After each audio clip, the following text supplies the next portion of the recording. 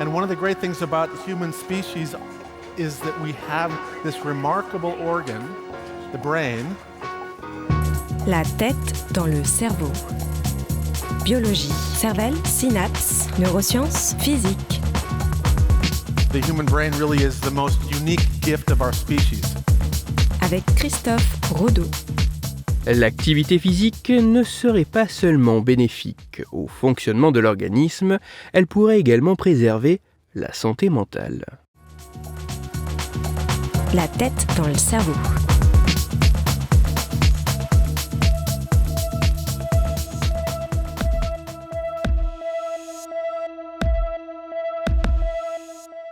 La dépression est l'un des principaux troubles affectant la santé mentale. Sans être une pathologie monolithique, et même si les mécanismes à l'œuvre sont loin d'avoir livré tous leurs secrets, la dépression est bien plus qu'une légère et passagère perturbation de l'humeur. Heureusement, des approches thérapeutiques existent et permettent de soulager, voire de guérir de ce trouble. Et plus que cela, des éléments tels que l'activité physique pourraient même avoir, de manière préventive, des vertus protectrices contre la dépression.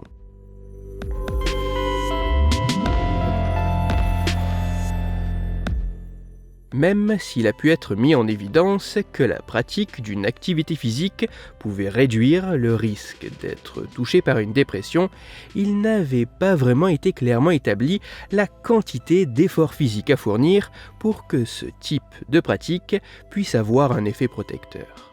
C'est pour tenter d'éclaircir ce point que des chercheuses et chercheurs de plusieurs laboratoires de recherche à travers le monde ont collaboré le temps d'une étude dont les résultats ont été publiés dans les pages de la revue scientifique JAMA Psychiatry en avril 2022. Pour leurs travaux, les scientifiques ont passé au crible les résultats de 15 études s'étant penchées sur la thématique activité physique et risque de dépression.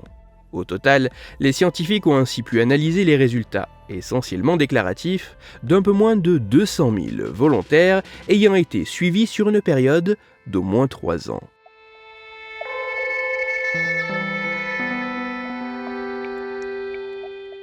Les résultats de cette étude confirment le fait que la pratique d'une activité physique semble être associée à une réduction du risque d'être atteint d'une dépression.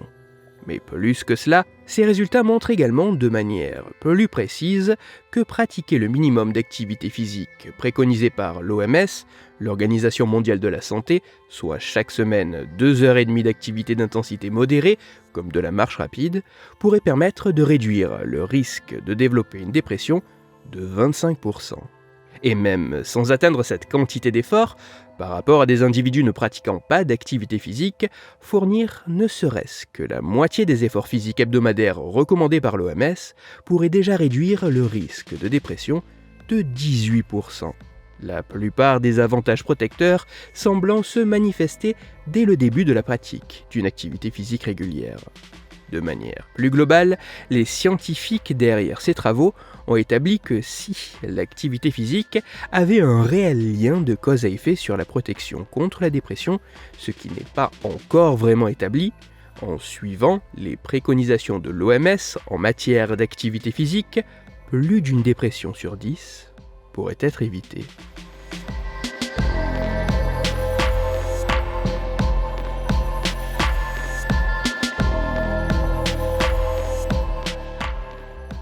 Même si ces travaux ont été élaborés sur la base de suppositions fortes, tout en ne mettant en évidence que des corrélations, même si les résultats obtenus demandent à être retrouvés avec des mesures plus précises et moins déclaratives, et même si d'autres facteurs entrent vraisemblablement en jeu et n'ont peut-être pas été assez pris en compte, il semble exister une association inverse mais non proportionnelle entre la quantité d'efforts physiques fournis chaque semaine et le risque d'être atteint d'une dépression.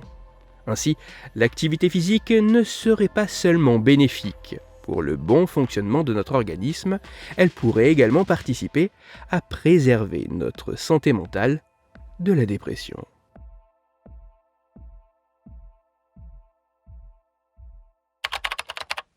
Pour aller plus loin, je vous renvoie vers un article disponible gratuitement en ligne qui a pour titre « 1h15 de marche rapide par semaine contre la dépression ».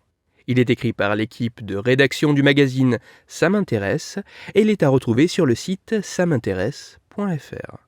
Toutes les études scientifiques m'ayant servi à écrire cet épisode, ainsi que les références de l'article pour aller plus loin, se trouveront sur mon site, Cerveau en argot, dont le lien se trouve dans la description de l'épisode. Dans cet épisode, j'ai parlé de l'importance de pratiquer une activité physique. C'est pour cela que je vous invite à écouter l'épisode numéro 177 de La tête dans le cerveau. Dans celui-ci, vous pourrez découvrir ou redécouvrir que le simple fait de s'occuper de sa maison pourrait avoir un impact non négligeable sur le cerveau.